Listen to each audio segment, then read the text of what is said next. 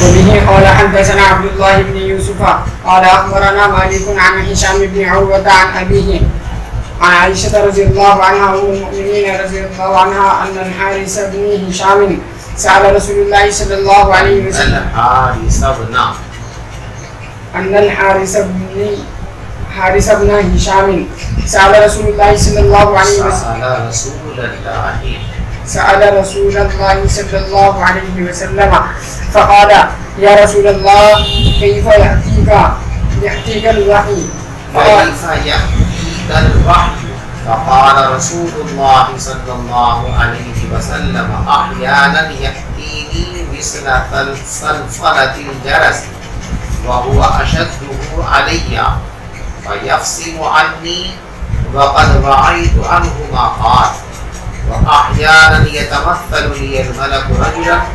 فيكلمني فأعي ما يقول. قالت عائشة رضي الله تعالى عنها ولقد رأيته ينزل عليه الوحي في اليوم الشديد البرد فيفصل عنه وأن جبينه ليتفسد عرقا.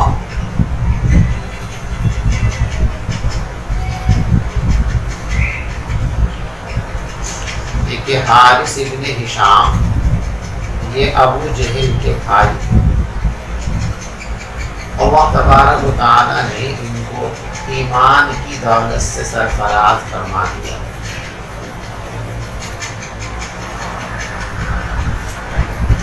انہوں نے ایک موقع پر نبی پاک صلی اللہ علیہ وسلم کی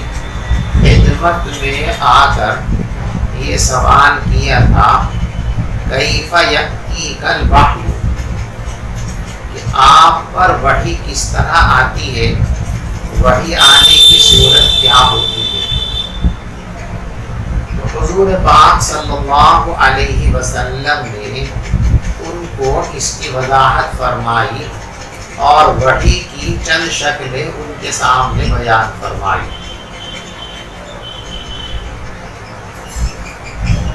حارث ابن ہشام نے جس طریقے سے سوال کیا ہے، بھائی اپنے مائک بند کریں سب لوگ۔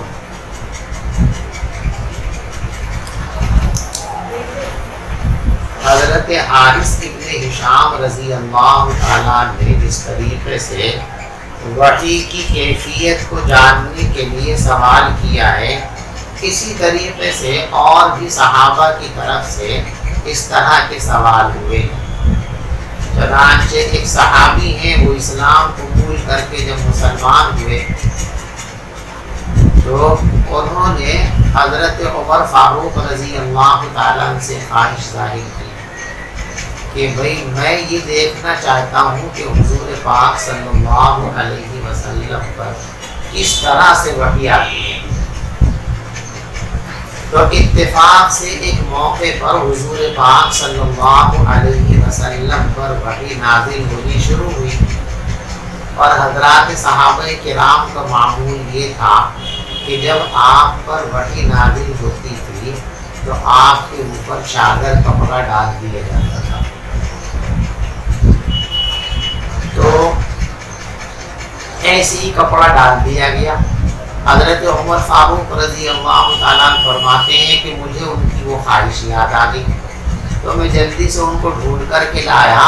اور میں نے ان کی گردن پکڑ کے ایسے چادر میں ان کا منہ کر دیا کہ دیکھو بھائی وحی اس طریقے سے نازل ہوتی۔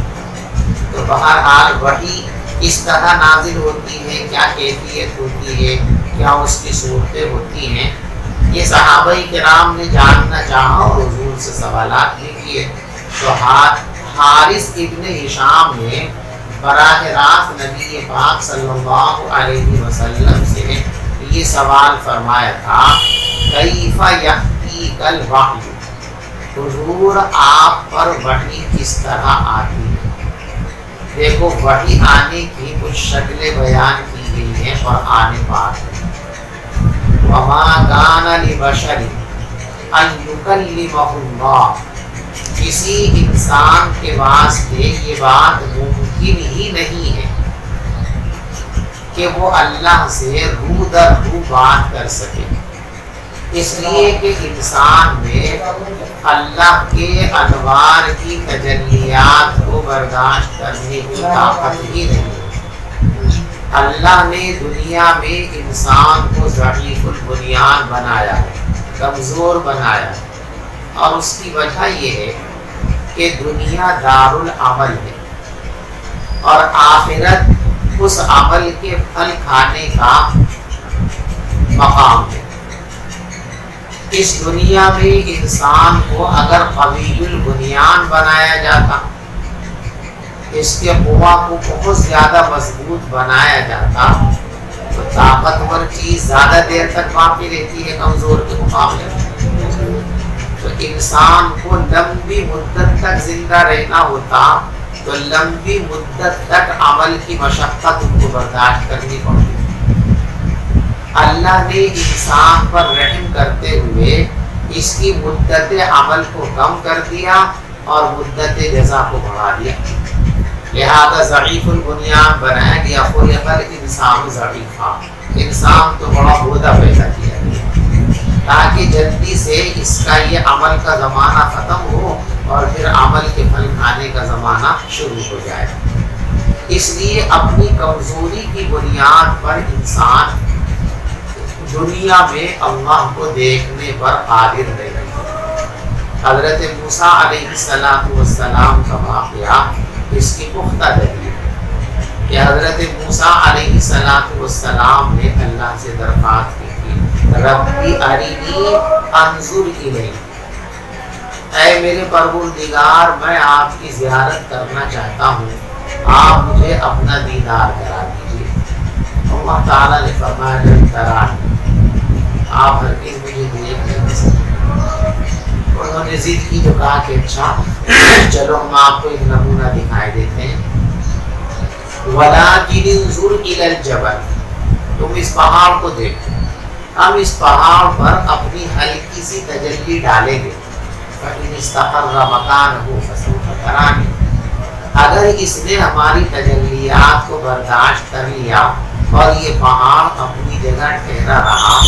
تو پھر تم یہ امید قائم کر لینا کہ شاید تم بھی دیکھ سکو۔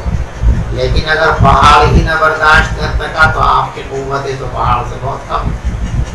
فَلَمَّا تَجَلَّىٰ رَبُّهُ لِلْجَبَلِ، جب اللہ نے پہاڑ پر اپنی تجلیات کا نزول فرمایا تو جعلہ دکا، پہاڑ تو ریزہ ریزہ ہو گیا، وَخَرَّ مُوسَىٰ صَعِقًا، اور حضرت موسیٰ علیہ السلام بھی بے ہوش ہو کر گئے۔ تو انہوں نے پھر اعلان کیا کہ میں اپنی خواہش سے توبہ کرتا ہوں اور یقیناً انسان کی یہ طاقت و قوت نہیں ہے۔ تو اس دنیا میں کوئی انسان نہ اللہ کو دیکھ سکتا ہے، اور اس دنیا میں اللہ تبارک و تعالیٰ کی بات براہ راست صرف موسیٰ علیہ السلام نے سنی ہے، اسی لیے ان کو کلیم اللہ قرار دیا، وَكَلَّمَ اللَّهُ مُوسَىٰ تَكْلِيمًا۔ اور معراج کے موقع پر نبی پاک علیہ السلام نے اللہ تبارک و تعالیٰ سے گفتگو کی ہے، اللہ سے باتیں کی ہیں، اللہ نے ان سے کلام کیا۔ دنیا میں تو کوئی انسان اللہ کو دیکھ ہی نہیں سکتا، لیکن معراج میں حضور پاک صلی اللہ علیہ وسلم نے اللہ کو دیکھا تھا یا اللہ کو نہیں دیکھا تھا، یہ مسئلہ حضرات صحابہ کرام کے درمیان اختلافی رہا۔ بعض صحابہ کرام کی رائے یہ ہے کہ حضرت نے نبی پاک صلی اللہ علیہ وسلم نے اللہ تبارک و تعالیٰ کی زیارت کی ہے، اور بعض صحابہ کرام کی رائے یہ ہے کہ حضرت نے اللہ تبارک و تعالیٰ کا صرف کلام سنا ہے، اللہ تبارک و تعالیٰ کی زیارت نہیں کی ہے۔ اور مسلم شریف کی روایت میں اسی طرح مذکور ہے کہ پیغمبر علیہ السلام کے بارے میں جب یہ پوچھا گیا کہ آپ نے دیکھا کہ نہیں دیکھا، تو آپ نے فرمایا نور انا ارا، اللہ تو ایک نور ہے تو میں کیسے دیکھ لیتا، یعنی تیز نور پر آنکھیں ٹکتی ہی نہیں ہے، اس کو دیکھا ہی نہیں جا سکتا، تو پھر میں اللہ کو کیسے دیکھ لیتا۔ اور اس کی دنیا میں آپ مثال دیکھیے، اللہ کی مخلوق میں سے ایک مخلوق ہے سورج. جب سورج اپنے شباب پر ہوتا ہے تو آدمی اس کی طرف نگاہ نہیں اٹھا پاتا، کرے گا تو آنکھیں پھیرا ہو جائیں گی، جھپک جاتی ہیں. تو جب اللہ کی مخلوق کی نورانیت اتنی تیز ہے، اتنی زیادہ ہے کہ اس پر ہم آنکھیں نہیں جما سکتے، تو اللہ کے نور کی تو کیا حال ہے، اس کو تو ہم سوچ بھی نہیں سکتے، لہذا اس کو کیسے دیکھا جا سکتا ہے. تو اللہ تبارک و تعالیٰ کو کسی نے دنیا میں دیکھا بھی نہیں ہے اور دنیا میں دیکھنا ممکن بھی نہیں ہے. البتہ قیامت کے دن اللہ تبارک و تعالیٰ کا دیدار ہوگا، اللہ تبارک و تعالیٰ کی زیارت ہوگی، ایمان والے اللہ تبارک و تعالیٰ کی زیارت کریں گے اور دیکھیں گے.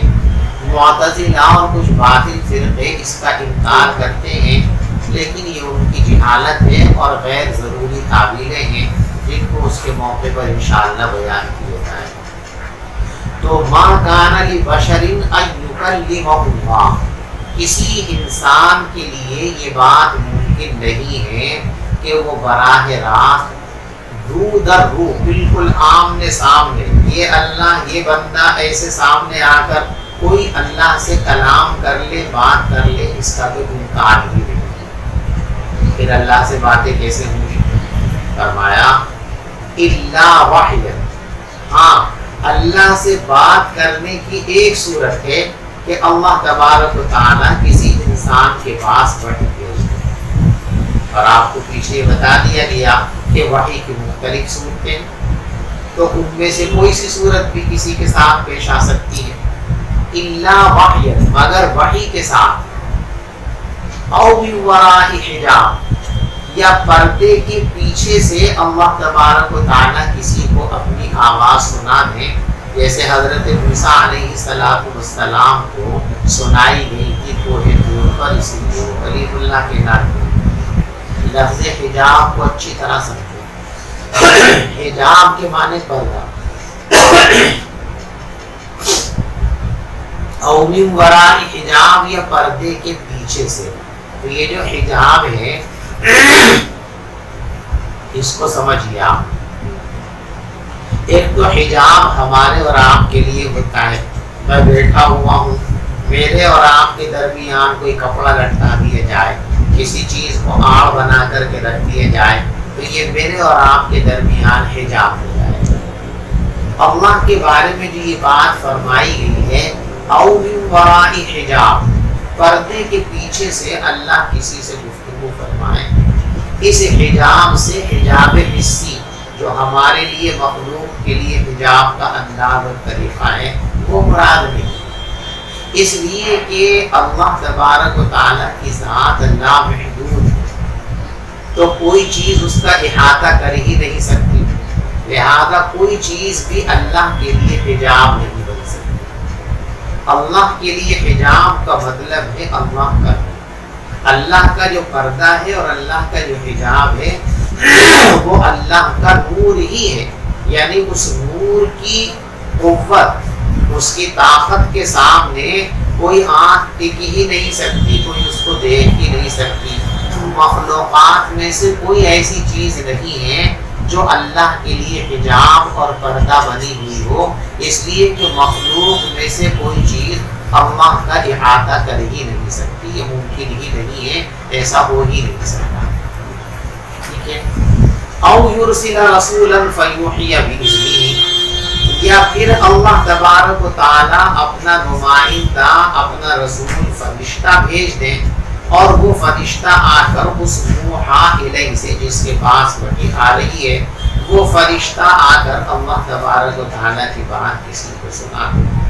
یہ وحی کا طریقہ ہے کہ اللہ سے بات اس طرح تو ہو سکتی ہے، رو در رو آمنے سامنے کوئی اللہ سے بات کرنے پر قادر نہیں ہے.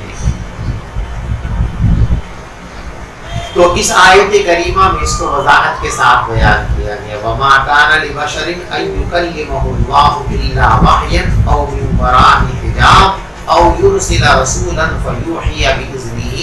مَا يَشَاءُ. اسی کو دیکھو یہاں بیان کیا گیا کہ حضرت حارث ابن ہشام رضی اللہ تعالیٰ نے رسول پاک صلی اللہ علیہ وسلم سے پوچھا کیف یأتیک الوحی، آپ کے پاس وحی کس طرح آتی ہے؟ تو پیغمبر علیہ السلام نے فرمایا احیانا یأتینی مثل سلسلۃ الجرس، کبھی کبھی میرے پاس وحی اس طرح آتی ہے کہ مسلسل گھنٹیوں کے بجنے کی آواز آتی ہے، ایک مسلسل آواز آتی، صوت مسلسل، وہ صوت مسلسل میں سنتا ہوں،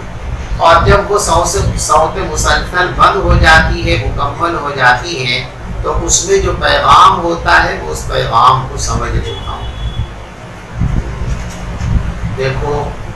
جب بھی کوئی انسان اپنی زبان سے گفتگو کرتا ہے، کلام کرتا ہے، تو اس کی زبان سے نکلنے والا یہ کلام صوت مسلسل ہی ہوتا ہے۔ اب جو اس زبان کو جانتا ہے وہ اس کی تفصیل کر لیتا ہے،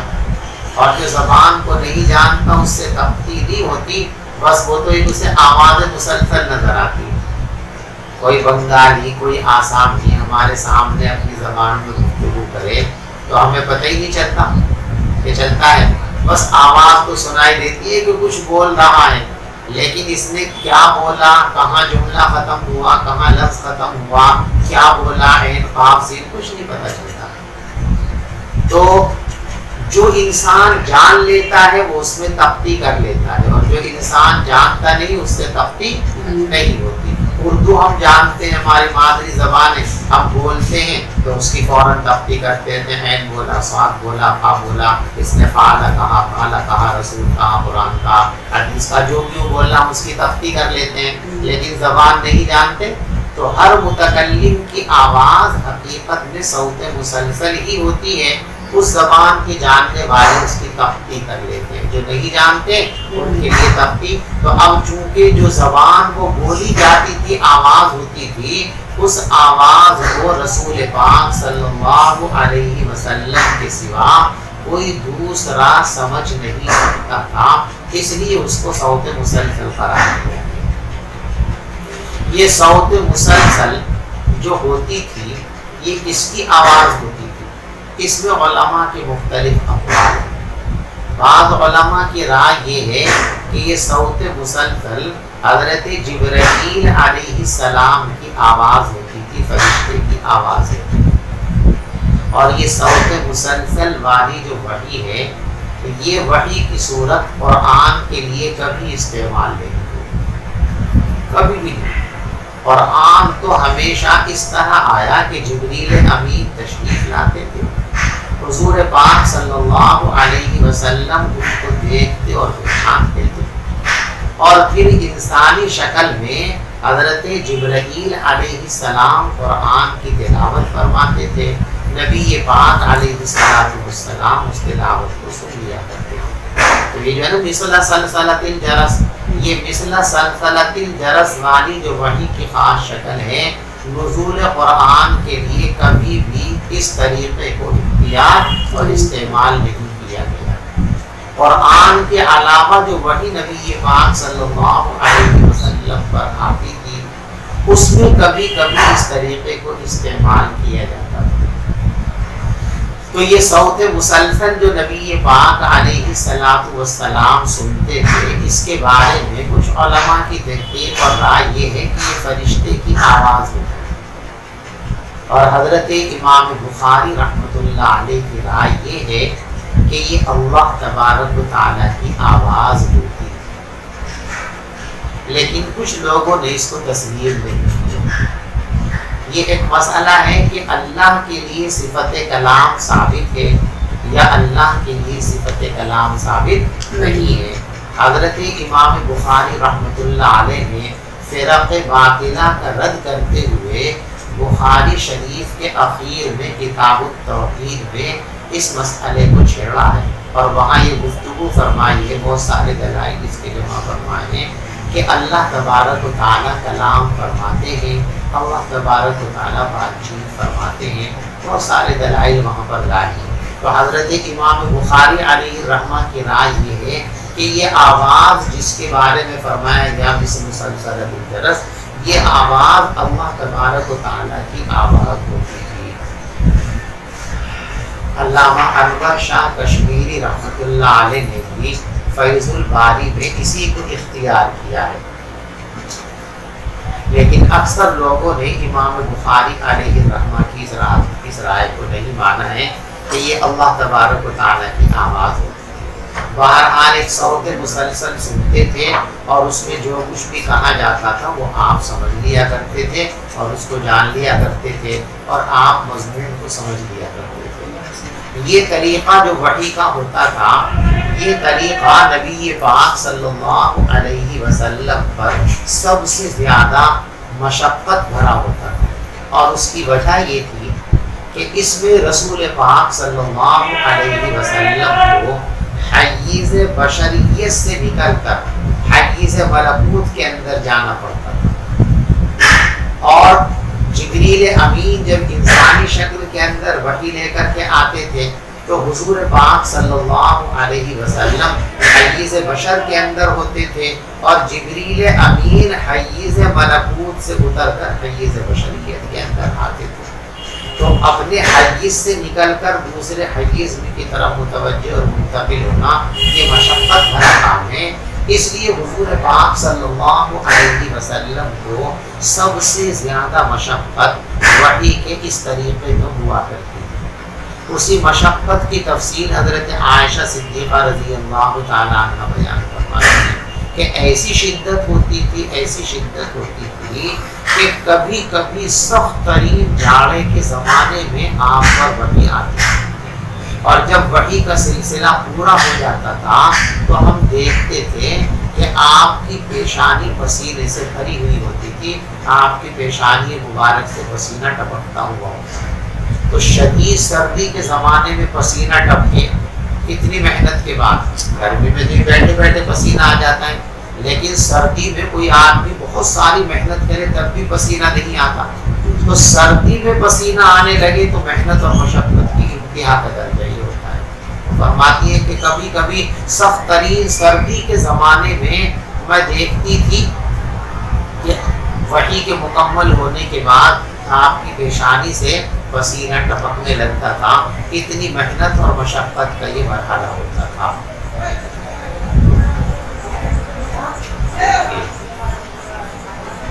ان الحارث بن هشام سأل رسول الله صلى الله عليه وسلم فقال يا رسول الله كيف يأتيك الوحي۔ حضرت حارث ابن ہشام رضی اللہ تعالی عنہ نے رسول پاک صلی اللہ علیہ وسلم سے دریافت کیا تو یوں کہا، اے اللہ کے رسول صلی اللہ علیہ وسلم، آپ کے پاس وحی کس طرح آتی ہے؟ فقال رسول اللہ، تو نبی پاک صلی اللہ علیہ وسلم نے ارشاد فرمایا، احیانا یأتینی مثل سلسلۃ الجرس، کبھی کبھی وحی میرے پاس آتی ہے اس طرح جس طرح گھنٹی کی مسلسل آواز ہوتی ہے، جس طرح زنجیر کو گھسیٹنے کی آواز ہوتی ہے۔ چکنا پتھر ہو، اس چکنے پتھر پر ایک زنجیر کو کھینچا جاوے، اس میں جو جھنجھناہٹ ہوتی ہے اس جھنجھناہٹ جیسی کیفیت کی آواز ہوا۔ وَهُوَ أَشَدُّهُ عَلَيَّ، اور وحی کا یہ انداز اور طریقہ میرے لیے سب سے زیادہ مشقت بھرا ہوتا ہے۔ فَيَفْسِمُ عَنِّي، پھر وحی مکمل ہو جاتی، دیکھو یفسم اور یفسم دونوں طریقے سے اس کو پڑھا گیا ہے۔ بس وحی مجھ سے منقطع ہو جاتی ہے، مکمل ہو جاتی ہے۔ وَقَدْ وَعِيتُ عَنْهُ مَا قَالَ، اور میں فرشتے کی بات سمجھ لیتا ہوں جو اس نے کہی ہے۔ وَأَحْيَانًا يَتَمَثَّلُ لِيَ الْمَلَكُ رَجُلًا، اور کبھی کبھی فرشتہ انسانی شکل میں میرے پاس آتا ہے۔ اکثر و بیشتر وحی کی شکل یہی ہوتی تھی کہ جبریل امین انسانی شکل میں حضور پاک صلی اللہ علیہ وسلم کے پاس آتے تھے، اور عموماً حضرت دحیہ کلبی رضی اللہ تعالیٰ کی صورت میں تشریف لایا کرتے تھے۔ کبھی کبھی ایسا بھی ہوا ہے کہ حضرت دحیہ کلبی کے علاوہ ایک اجنبی انسان کی صورت میں حضرت جبرائیل علیہ السلام نبی پاک صلی اللہ علیہ وسلم کی خدمت میں حاضر ہوئے ہیں، جیسا کہ حدیث جبرائیل آپ نے مشکات میں پڑھی نا، اس میں ہے نا کہ ایک شخص آئے، کیسے تھے؟ سفید کپڑے پہنے ہوئے تھے، بال بہت سفید تھے، اور ان کے اوپر جو ہے سفر کے آثار بھی نہیں تھے، وَلَا نَعْرِفُ مِنَّا، ہم میں سے کوئی کو جانتا بھی نہیں تھا، اور انہوں نے آ کر تو اس موقع پر بعض محققین کی رائے یہ ہے، بلکہ بعض روایتوں میں یہ بات صراحت ہے کہ حضور پاک صلی اللہ علیہ وسلم بھی پہلے مرحلے میں جبریل امین کو نہیں پہچان سکے تھے، بعد میں پہچانے، اور بعض لوگوں کی رائے یہ ہے کہ حضور پاک صلی اللہ علیہ وسلم تو پہلی مرحلے میں جان گئے تھے اور پہچان گئے تھے، لیکن جتنے صحابہ کرام اس وقت مجلس میں موجود تھے ان میں سے کسی نے بھی جبریل امین کو نہیں پہچانا تھا۔ تو یہ ایک موقع تو ایسا ہے کہ جبریل امین خدمت نبی میں حاضر ہوئے تو نبی علیہ السلام نے بھی دیکھا اور تمام موجود حاضر لوگوں نے بھی دیکھا، ورنہ اس کے علاوہ ہر موقع پر ایسا ہوتا تھا کہ جبریل امین تشریف لاتے تھے تو حضور پاک صلی اللہ علیہ وسلم آپ کو دیکھتے تھے، حاضرین میں سے کسی کو نظر نہیں آتے تھے۔ چنانچہ بعض روایتوں میں ہے کہ کبھی کبھی حضرت نبی پاک علیہ السلام حضرت عائشہ سے فرماتے تھے کہ دیکھو عائشہ یہ جبرائیل ہیں اور آپ کو سلام کہہ رہے ہیں۔ تو اگر جبریل امین کو حاضرین بھی دیکھتے، عائشہ بھی دیکھتی، تو جبریل امین براہ راست ان کو سلام کرتے اور ان کے سوال کی سلام کی آواز کو حضرت عائشہ کو سن لیتی، حضور پاک صلی اللہ علیہ وسلم کو اطلاع اور خبر دینے کی ضرورت پیش نہ آتی۔ تو جبریل امین کبھی کبھی اکثر و بیشتر انسانی شکل میں آتے تھے اور حاضرین کو نظر نہیں آتے تھے، صرف نبی پاک علیہ السلام ہی کو نظر آیا کرتے تھے۔ اور حضور پاک صلی اللہ علیہ وسلم آتے ہی ان کو پہچان لیا کرتے تھے کہ یہ جبریل امین ہیں۔ صرف ایک بار ہی ایسا ہوا ہے جس کے بارے میں بعض روایتوں میں یہ بات آتی ہے کہ نبی پاک صلی اللہ علیہ وسلم نے پہلے مرحلے میں جبریل امین کو نہیں پہچانا تھا۔ تو حضرت جبریل امین انسانی شکل کے اندر تشریف لاتے تھے۔ 2 مرتبہ ایسا ہوا ہے کہ جبریل امین اپنی اصلی صورت کے اندر حضور پاک صلی اللہ علیہ وسلم کی خدمت میں حاضر ہوئے، جیسا کہ فترت وحی کے بعد جب وحی کا سلسلہ شروع ہوا اور یا ایھا المدثر قم فانذر وربک فکبر وثیابک فطہر یہ آیتیں نازل ہوئی ہیں، تو اس موقع پر حضرت جبرائیل علیہ السلام اپنی اصلی صورت میں تشریف لائے تھے، جس کا روایتوں میں تذکرہ ہے کہ ان کے 600 بازو تھے، آسمان و زمین کے درمیان معلق ایک کرسی پر بیٹھے ہوئے تھے، اور سد الافق اتنی بڑی جسامت تھی کہ پورا افق جبریل امین کی جسامت میں ڈھک گیا تھا، چھپ گیا تھا، یعنی کسی طرف سے کہیں سے بھی آسمان کا کوئی کنارہ نظر نہیں آ رہا تھا نبی پاک علیہ السلام۔ تو 2 مرتبہ اور بعض روایتوں کے مطابق 3 مرتبہ جبریل امین کو حضور پاک علیہ السلام نے اپنی اصلی حالت اور صورت کے اندر دیکھا ہے، ورنہ جب بھی تشریف لائے ہیں انسانی شکل کے اندر تشریف لائے ہیں، اسی کو بیان فرماتے ہیں۔ احیاناً یأتینی وَأَحْيَانًا يَتَمَثَّلُ لِيَ الْمَلَكُ رَجُلًا، اور کبھی کبھی میرے سامنے فرشتہ انسانی شکل اختیار کر کے آتا تھا، فَيُكَلِّمُنِي، اور وہ مجھ سے کلام کرتا تھا، فَأَعِي مَا يَقُولُ، بس میں سمجھ جاتا ہوں وہ باتیں جو وہ فرشتہ مجھ سے کہتا ہے۔ قالت عائشہ، یہ وحی کی جو پہلی قسم ہے نا مثل سلطنت، اس کی شدت کی کیفیت کو بیان فرما رہی ہے۔ قالت عائشہ، حضرت عائشہ صدیقہ رضی اللہ تعالی عنہ فرماتی ہیں، وَلَقَدْ رَأَيْتُهُ يَنزِلُ عَلَيْهِ الْوَحْيُ، اور میں نے حضور پاک صلی اللہ علیہ وسلم کو دیکھا ہے کہ آپ پر وحی نازل ہوتی تھی، فِي الْيَوْمِ الشَّدِيدِ الْبَرْدِ، انتہائی سخت ترین جاڑوں کے دنوں میں، فیفصح عنہ، اور جب وحی مکمل ہوتی آپ پر، ان جبینہ لیتفصل عرقا، تو آپ کی پیشانی سے پسینہ بہنے لگتا رہا۔